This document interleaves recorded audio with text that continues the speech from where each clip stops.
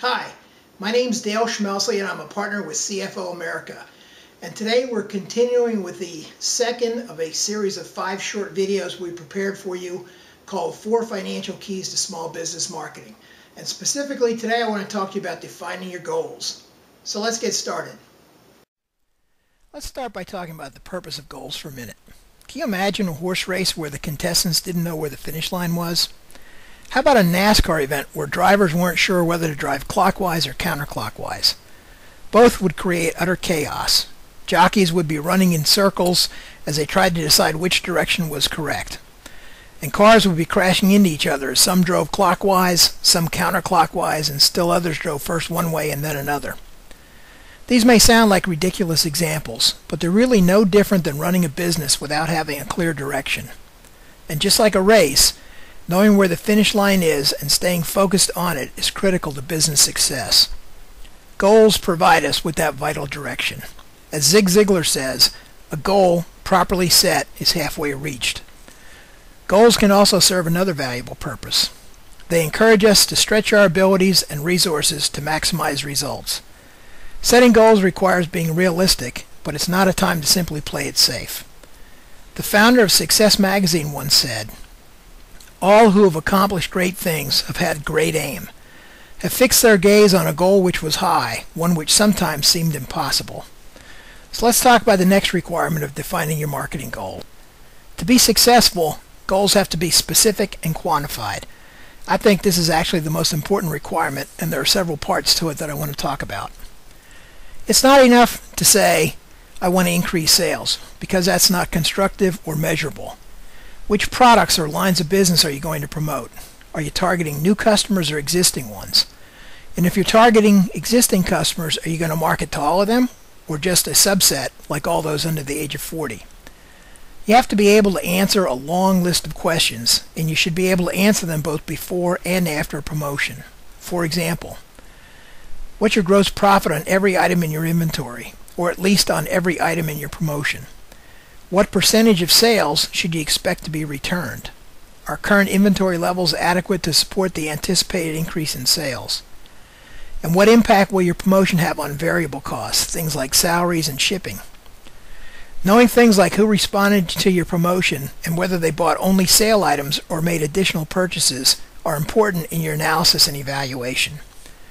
The more specific you are in defining goals, the easier it'll be to develop appropriate strategies and to analyze and compare actual results to your budget or marketing plan. And part of being specific is to quantify goals, to put numbers, dollars, or percentages to them. For example, you might have a goal to increase sales 18%, or maybe by $60,000. You hope to accomplish your goals with a 12% increase in customer traffic, coupled with a $31 increase in average sales per transaction. It's usually easy to understand and identify the need to quantify monetary items like total revenue, price points, and average sales per customer. But don't overlook non-monetary items. For example, perhaps after studying customer traffic patterns, you realize 73% of your customers shop on Fridays and Saturdays. If so, simply offering midweek specials or just opening on Sundays might be great strategies to pump up sales. Starbucks is experimenting with this very strategy. They're test marketing beer and wine sales, but not until after 4 p.m. Other non-monetary items in your goal-setting process might include things like closing ratios and inventory units. The next aspect of successful goal setting that I want to talk about is time frames. Let's assume you've decided you want to increase sales 18%. In order to provide meaningful direction, every goal has to have a time frame. So is that increase over the next month, the next quarter, or over the next year? And even after you've established a time frame, keep in mind that business goals are rarely accomplished in a straight linear fashion. In other words, an 18% annual increase in sales is not going to come in equal increments of 1.5% every month. Your marketing strategies are going to take time to produce results, and they'll be affected by existing sales patterns and seasonality that every business experiences. So you need to make some estimate of short-term benchmarks to be able to monitor interim progress and to take corrective action or adjust your goals as necessary.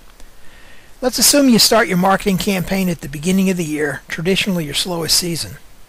So you believe a 1% increase is realistic for the entire first quarter. You budget another 3.5% for the second quarter, which means your year-to-date increase is expected to be around 4.5% by June 30th. Hopefully your strategies will begin to gain momentum by mid-year, so you budget another 5% for the third quarter, and finally 8.5% in the fourth quarter. Now if my math is correct, that's your entire 18% goal. It's expected to start slow and eventually ramp up. So what if at June 30th you saw a 3.9% actual increase, but your cumulative goal was 4.5%?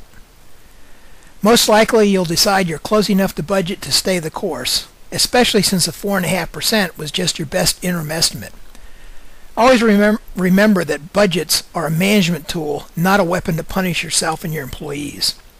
On the other hand, if your 9-month results were only 5.1% compared to a cumulative goal of 9.5%, with only 3 months to go, you clearly need some additional strategies or be prepared to adjust your year-end goal downward. And that brings me to my last point on marketing goals.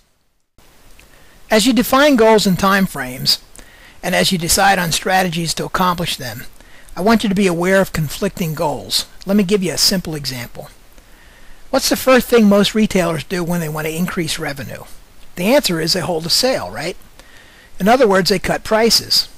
Obviously, the hope is that more customer traffic and maybe an increased closing ratio will more than offset the lower prices, but it's still a conflict. Here's another example. Let's assume you want to increase the average customer purchase in your shoe store from $58 to $81 by introducing a new line with a higher average price. Most customers are only going to buy 1 or 2 pairs of shoes. So while revenue from the new line will go up, sales from the cheaper lines will probably go down. Conflicts aren't inherently bad, and they're often unavoidable in any event. My only point is you need to look at the whole picture. Total sales, and more specifically total gross profits, are usually more important to your success than just sales of 1 or 2 products. That completes part 2 of our 5 videos on the financial keys to small business marketing. But before I go, let me take a few seconds to discuss part 3, knowing your numbers. 16th century English philosopher Sir Francis Bacon is credited with first saying, "Knowledge is power." That statement is never truer than when making business decisions in a dynamic and highly competitive environment. Knowing your numbers requires that every business person possess a clear understanding of the financial consequences of changes in customer behavior on sales, gross profits, and net income. Without that information, you cannot establish a marketing budget or hope to successfully implement a marketing campaign. Thank you.